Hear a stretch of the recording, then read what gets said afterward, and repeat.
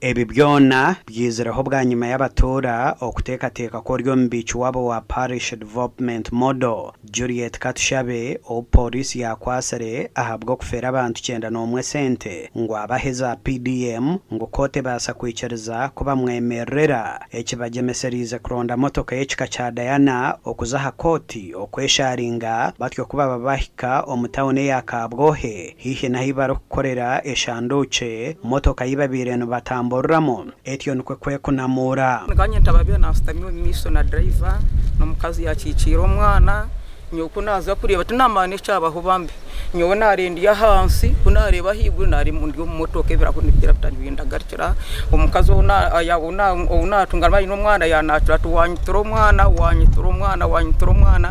driver wenyo na hiyara tunahareba tuza kureba sente zitu za Parish Model eziba barire batwesere umukoti twashika Kabwohe turyo mu motoka abantu nkama kumyana motoka ya Hirma twena twazansa abantu basisikara aba batugira ngo mu kire cyabo shesheri izoba omucyaro cyabo habiremo nebikorwa ebyo bwa stani kandi gorire za Parish Model twamanya bahine bye barire mbakora izo twamanya accident twamana kuyagenda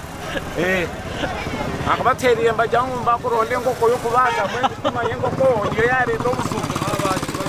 mwene baba kibaga nijani yejo batsarra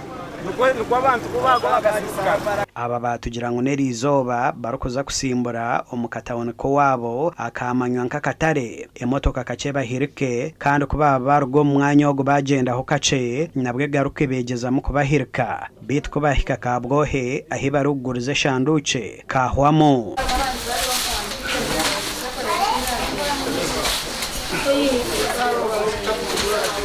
twamara kusimbura twabanza twenda kugwa henye na itwasimbura kugira ngo mutabuno umuhine kiriremo konka katutwase mukamana mwe twizantwesha ngo ari yeshongoro byedini ebe kutamiseriza ngo mukama tuyambe twikeje mukoti uko ubona nkuratire sente zanje zigiriye twatusabe yandiroho mu Parish Model yagumana inzowe akandi yahe mtwaro yanje 3 haze mtwaro yanje 3 ejo wewenga akabandire hemtwari yanje 25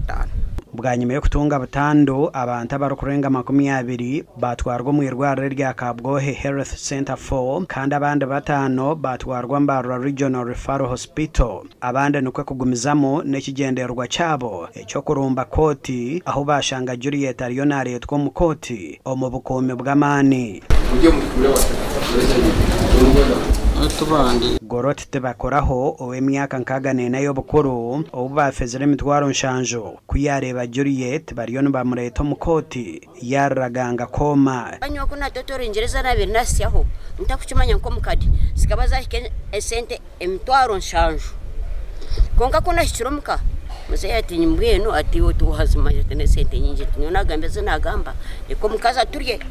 konke cyasasa nuko baturiza kugira ngo tuhikere yewereka gutaka ninjara kabaturondire ebizu bitu byenyuma by'abakadena n'abagurisa nabo orabashobirwe abo njuriye katushabaka tweshisa hi kutwibati Juliet bwa nyuma yo kuretwa mukoti yashomerwe mishango 85 batyo bamusindikanya kashambya mpaka 8 byo kwezi kwa 5 mwakogo aho arije garuko mukoti okurre mishango eji gasha kwa Mike twachire